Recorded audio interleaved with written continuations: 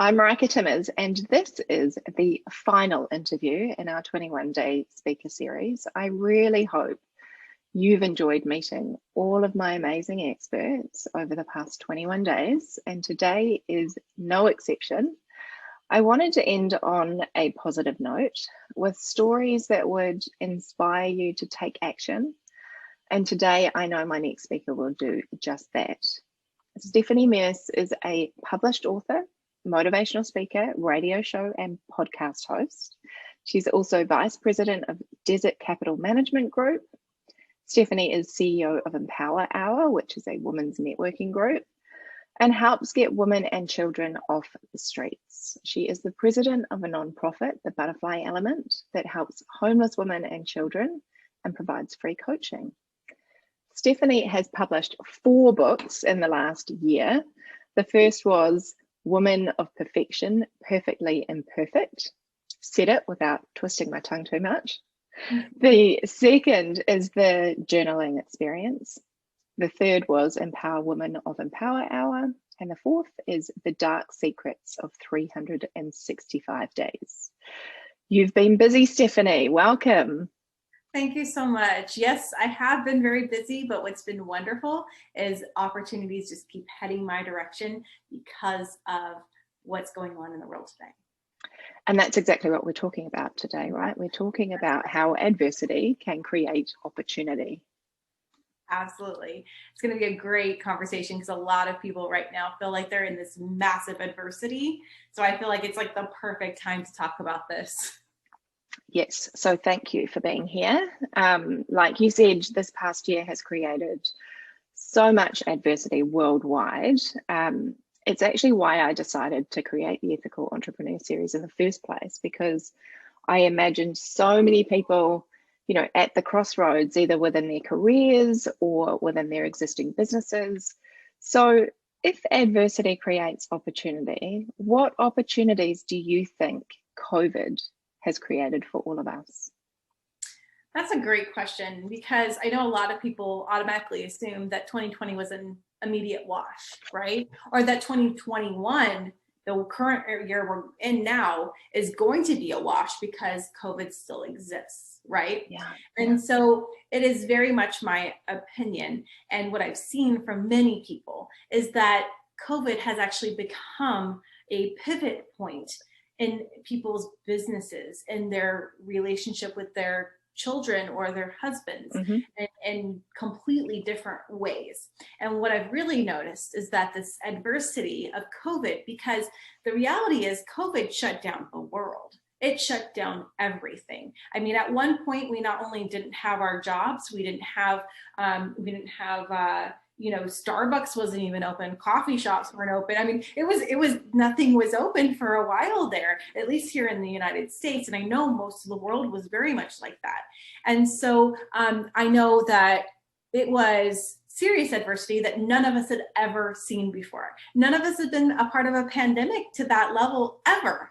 And so the reality is that this pandemic, this COVID, has basically created this pivoting point, right? So we all had everything shut down, had a very interesting start to our 2020. Most people saw that as either, okay, well, I'm stuck with no job now, or I have this happening. And then other people saw it as, okay, well, what am I not doing right now that will make it to where I can do better? What am I missing to be able to be successful while we're in this situation? And then those are typically the people that I noticed that were able to pivot their businesses and their relationships or whatever they were trying to do at the time and become even more successful than ever before, because they had to think outside of the box. It wasn't a situation where they were thinking, okay, well, I have to go to work from 9 to 5 and do this specific thing. And again, nothing against that. It just made people think outside of the box to be able to be successful if that's what they wanted, right?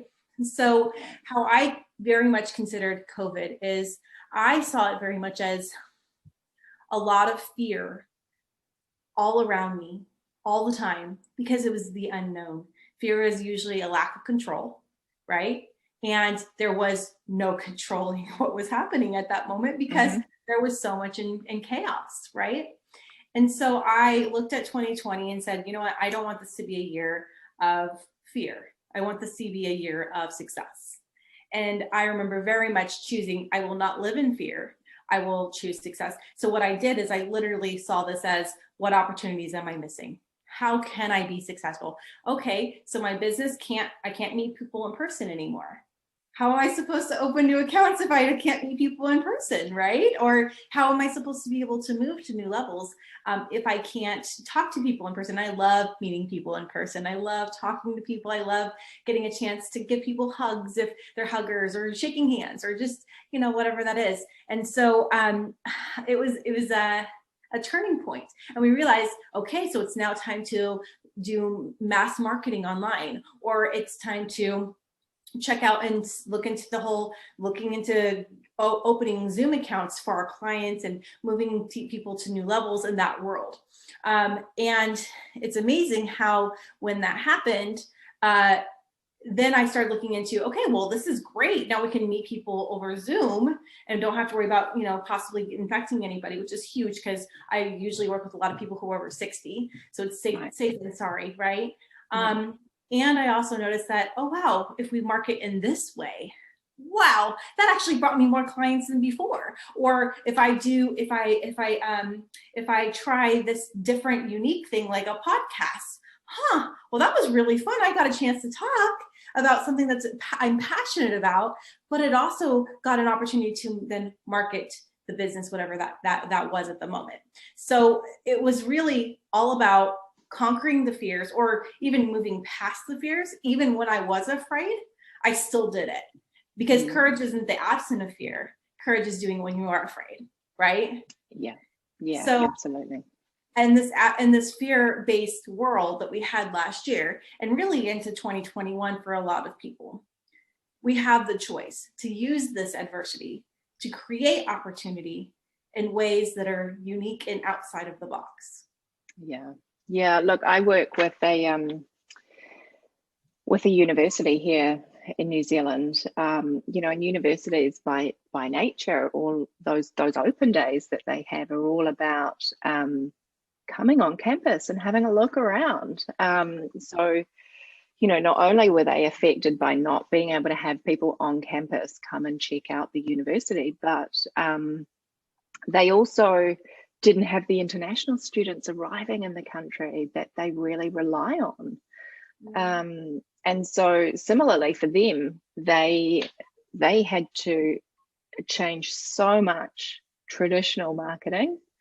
And for me, huge opportunity, and for their marketing team, huge opportunity to really accelerate that digital adoption across every faculty for that university, because we took open day online and created a virtual experience, which for that audience is absolutely appropriate, you know.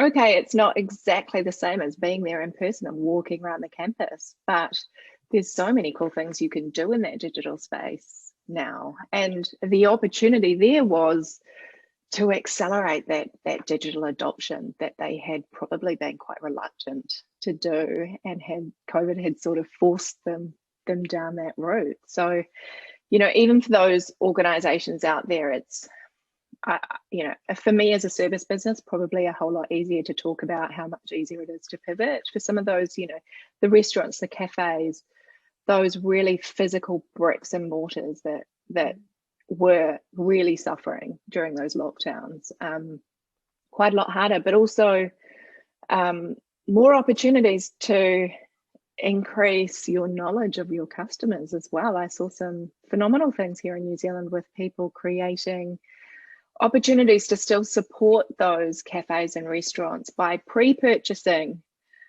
during lockdown, pre-purchasing a meal and going in afterwards. And then, you know, how often does a cafe or a restaurant actually have that sort of data on their customers? They don't. People come and go. That's true. So having access to all of that to be able to market longer term has also, I think, created loads of opportunities for every business. Absolutely. I agree with that. Something that is really kind of just ringing out to me right now is I want to just tell you a little something here in regards to that, because one of the industries that got hit really hard was the hotel industry, right? Mm-hmm. Because nobody was going out. So definitely nobody was traveling. And so therefore the hotel industry really was struggling last year. And there was this really great story that I heard that actually was true in the Sacramento and the California area. And what happened is there was this hotel staff, and there were bare bones staff basically, and they all needed to make an income because they weren't able to work very much. And so they all made masks because they were thinking, okay, what do I need to do? What's something people are buying right now, right? And people were buying masks in like crazy at the time, and they couldn't even get them in on order sometimes because there were so many. And so this hotel staff ended up actually starting to create these masks, and they were making hundreds and thousands of them. And then all of a sudden they were making the income, actually more income, because they were making the masks than they were at the hotel themselves. And again, it was all just the hotel people that were working on this thing, but it made it to where they weren't struggling as much. And that was also really great to me, because I was literally just thinking, wow, Yeah. they literally looked at what is something that is actually being utilized and is in need for. I mean, if we could make toilet paper, I mean, that would have been the perfect opportunity, right? But realistically, the masks were a great setup, and they then financially were perfectly fine, and actually did better than they did the year before that, because they found a need and fulfilled it. And that to me was just brilliant.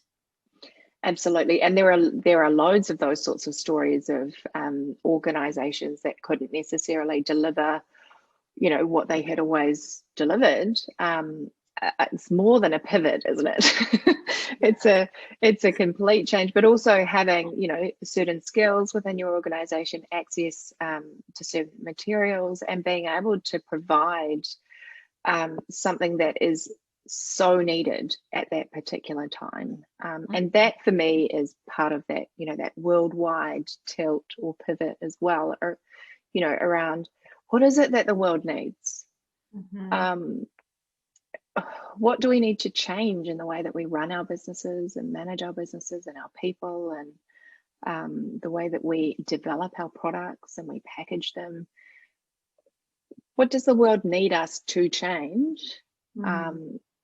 What can we learn from COVID, and adapt, far beyond the end of the pandemic? Absolutely, yeah. And it is a very good question and a great point, because it made everybody stop and think, right? You actually had an opportunity to stop your sports and stop everything with your kids, and I mean, really stop everything, and it made you kind of see things in a completely different way, and made you really think, okay, why do I have to physically go into the office if my job is all online now? Or why do I have to go get that specific coffee every single time, 5 times a day? It made you really evaluate what is important to me, right? Yeah. And so I found that to be one of the most interesting takes from COVID, honestly. Yeah, me too. So what are the things that hold us back when we're in this state of adversity? Because those answers or solutions don't always come back quickly, do they? To everyone anyway. So what are the things that we should look out for that might be holding us back in that state?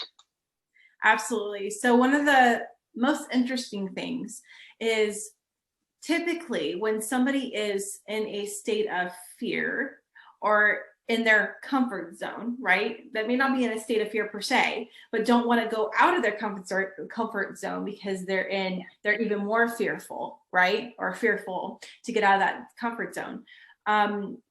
Basically, something I found very interesting is one of the things that I noticed the most when people don't want to go outside of their comfort zone, or don't want to see that fear, or are in so much fear that they refuse to do anything outside of their normal, what they do every single day, structured days, right? Is I noticed that those cues, or those things that keep them there, is typically because one, the person may not feel that they're worthy. That person may not feel that that they deserve better. They may feel that they're in so much fear that if they were to get out of their comfort zone, then they would fail, fear of failure, then they would fail and have an even worse situation than they're already in. Right. And all those come back down to core beliefs. Those all come back down to the person themselves figuring out what is my core beliefs and what are my core issues that I have to overcome to become successful. Because typically all of these come from a core belief. Core beliefs usually come from fear is also usually a version of core beliefs. So what I mean by that exactly is that, so for example, if you say, oh, I'm afraid to fail. That's a great example. Okay. Especially in the last year, I'm afraid to fail. Okay. So I don't want to start that new business because I'm afraid to fail. Okay. So what does that come from? That comes from afraid to fail is literally a core belief of I failed in the past and now I'm afraid to move forward, which is really just not able to get that person to that next level. And that gets that person to where they are even more in a state of fear, because then they're still stuck with wherever they were before. So it's almost like this cycle of core issues, basically a cycle of core issues, unless they break that cycle. And basically what's really interesting to me is that the people who got past this fear, got past the got out of their comfort zone, right, in the last year, are a lot of people, not everyone, but a lot of people were able to see something positive in the last year.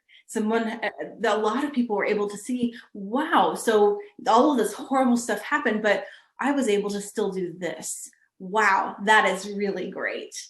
Or see, even more so, wow, I had an even better year than ever before because I didn't stay in my comfort zone because I was shaken up and wasn't able to stay in my comfort zone at the time. Yeah. Yeah. I experienced that myself. You know, I started my business this time last year. And initially I thought, we were in lockdown. What a crazy time to start a business. What am I doing? You know, but the reality was it was the perfect time to start a business that focused on small to medium-sized businesses, because those were the people suffering, you know, those were the people that really understood that marketing was going to help them accelerate their business through this time as well, or at least keep the lights on. So it actually ended up being the best time to start the business. And I find a lot of the time, you know, when you are at that barrier of fear, pushing through that, you know, on the other side of that, it might look different. It might not look like you thought it was going to look like. Yeah. But that's not to say it's any worse. You know, it's just part of the journey, isn't it? It is. And that is something that you have to, like, when you jump into this new business, this new world, whatever those things are. But business is a great example. Starting a new business in the middle of a pandemic had to have been like, what am I doing? Really? I mean, I moved in the middle of a pandemic to a completely different city that I had never even heard of before. And it's amazing because even though I did this very afraid and very, very outside of my comfort zone, I am so grateful that we did move, because it made us be in a situation that was even better than I ever expected. So I did it afraid. Yeah. I mean, you know, we were in lockdown for 6 to 8 weeks, I think, at that period of time. And I'm a single mum of, at the time, not even a 1-year-old. And I had to move to my parents during that time so that I could get the business off the ground and still care for my son. So I feel like you also need to reach out for support and help, right?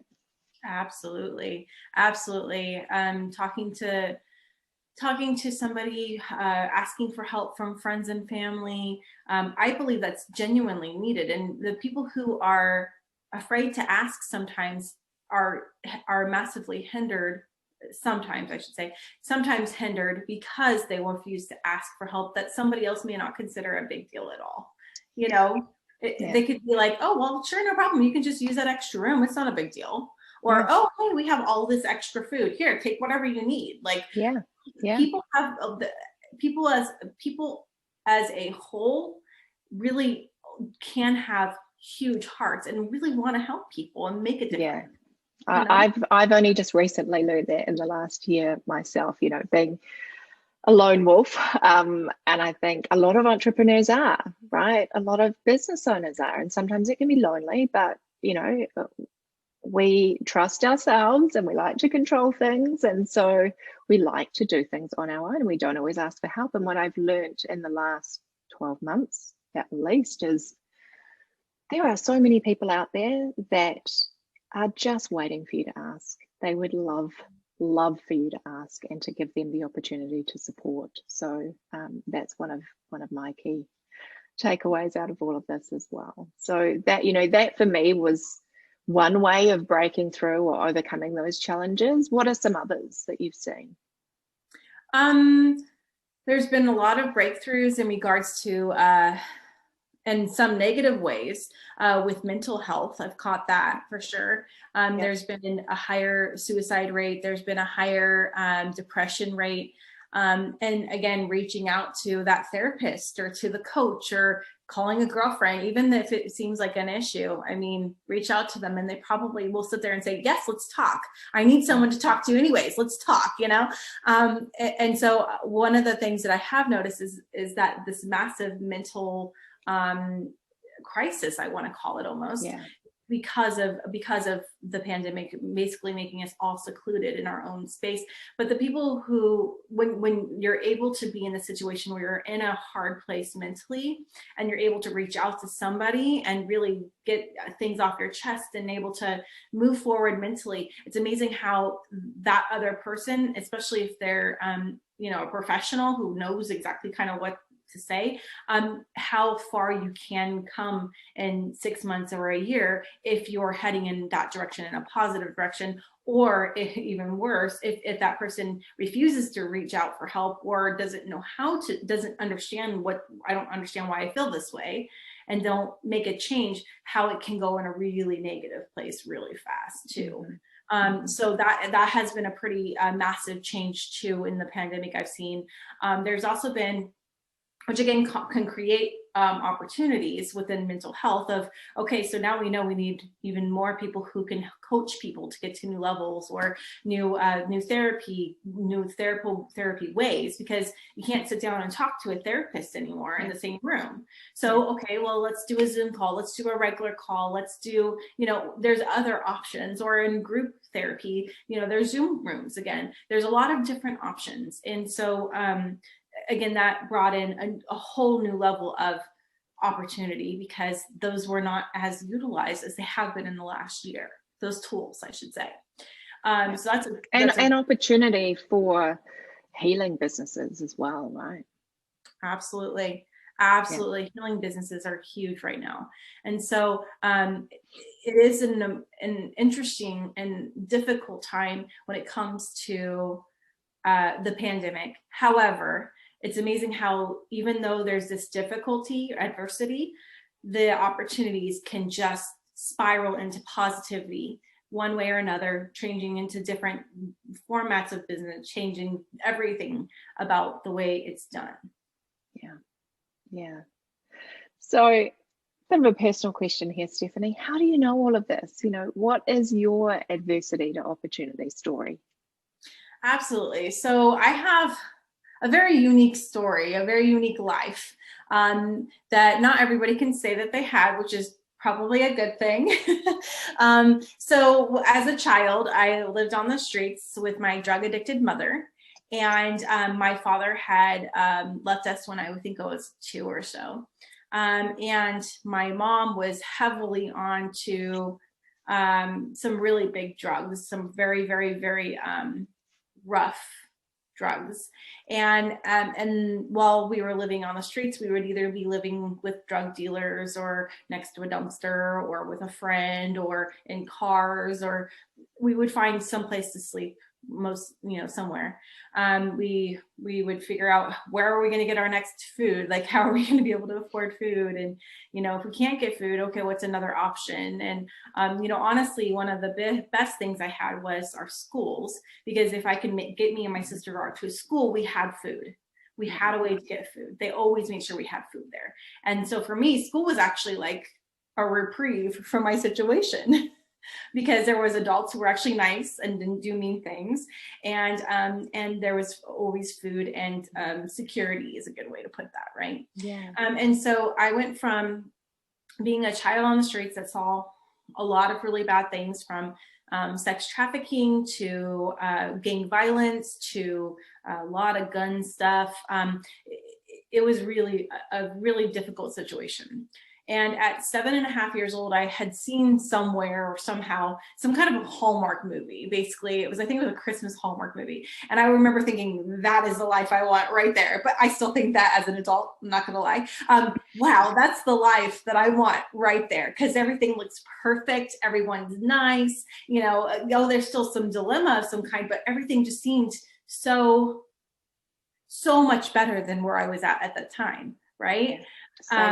Yeah. Yes, it was safe. It was safe. There was plenty of food. Everyone was nice to each other. There was a place to live. There was a place that was called home, right? And so at 7.5, I called my grandmother, who did not know the length of situations that I was in, and called her and said, "Hey, can you come pick us up? We need you." And she did immediately. And I'm grateful for that, because my mom wasn't to be found for months and months afterward. So we would have been on the streets for a really long time without her. And so my grandma came and picked us up. I was adopted shortly after that. I testified against my mom in court when I was 8 years old, because we needed a safe place to live. And so we were adopted, and things got better from there. We had a place to live. We had food to eat. We had, some of the basic stuff that you think, a shower, that is a big deal when you don't have one for, every single day, or, food. Oh yeah, that's right. Not being able to eat every single day kind of sucks, So it was a really wonderful transition. And that transition made me realize at a very young age that I have the control to do things on my own in life. Even though it wasn't really me, because I wasn't an adult, but I did have the control to take the situation into my own hands. Yeah. And say, I'm not happy with where I'm at. I want to fix it. How do I fix it? And if I can do that at 7.5 years old, anybody can do this. Like, anybody can do this, and take a bad situation and make it into something really amazing. And it's amazing because I went from this child on the streets to a millionaire before I was 35. And it's all because of this mindset of, I'm not stuck with where I was. I can be whatever I want to be. Yeah. And then, of course, work really hard toward those goals, and, set up a strategic plan. And there's a lot of steps that come into it. So it's not like I just magically was like, oh, and successful. It took a lot of work, a lot of planning, a lot of goal setting, a lot of dedication, determination, every single day, not just once in a while. And that is how I see people who start from nothing and turn themselves into something. Yeah, it's that core belief, isn't it? But I also noticed the theme there around asking for support. You called your grandma. Yeah, exactly. Yeah. And if I hadn't called my grandmother, I would be in a very different situation right now.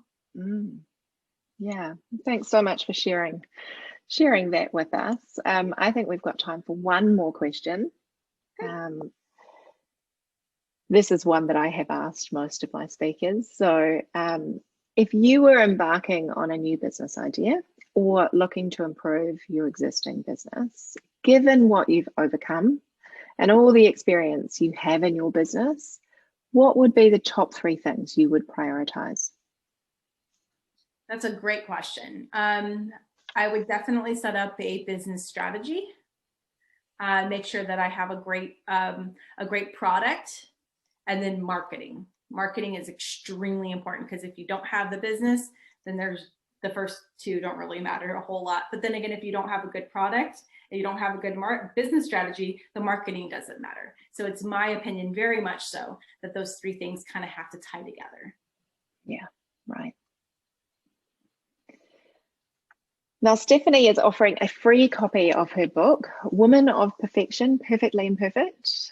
Stephanie, do you want to talk a little bit about that? Because that's a very generous offer. Of course.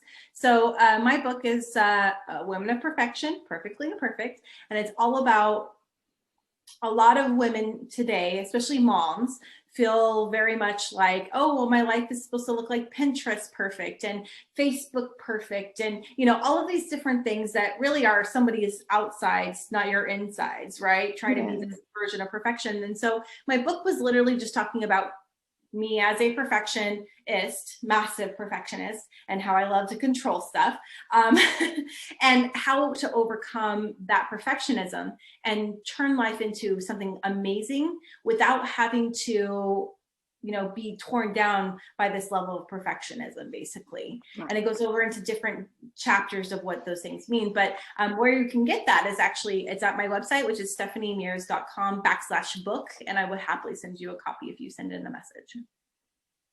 Beautiful. Thanks so much. I feel like that perfectionism, whilst the book is, your story and from a woman's perspective, the same applies to men, right? That, that need to be perfection in different ways from women is also a challenge for a lot of men too. Yes, that's so true. And it is from a women's perspective for sure. But a lot of the things that I learned, a man can absolutely utilize the same techniques. Yeah, great. Well, thank you so much for sharing all of your knowledge, but also all of your vulnerability in your story with us today, Stephanie. I'm sure it's helped a lot of people connect to their purpose and be able to turn this past year into something really great. So, after the year that we've all just had, and no doubt there are still a few more hurdles to come with this worldwide pandemic, how are you going to use these events to your advantage? What can you take away from the past 21 days? What are you going to take action on? I would love to hear. Please don't be a stranger. I'll be sending more insights and commentary from experts as I learn, and I hope you'll share your wins with me too. It would be such a delight to one day hear from you that this series sparked a new idea or awakened an old one, and that you created or enhanced your business around it. In saying that, and in the spirit of giving, I'm actually offering you one more interview tomorrow. I have a beautiful bonus topic I would love to share with you all. So look out for another email from me tomorrow with a 20-second interview. It just seemed weird to finish the day, to finish the series one day short of the first quarter of this year. So this one actually is all about workplace well-being and how it starts with you. Depression and burnout, we touched on it today, are way too common in the entrepreneurial space. So join us for one more interview tomorrow to gain tips on how to prevent burnout and set an example for your teams. I'll see you then. Thanks again, Stephanie. Thank you.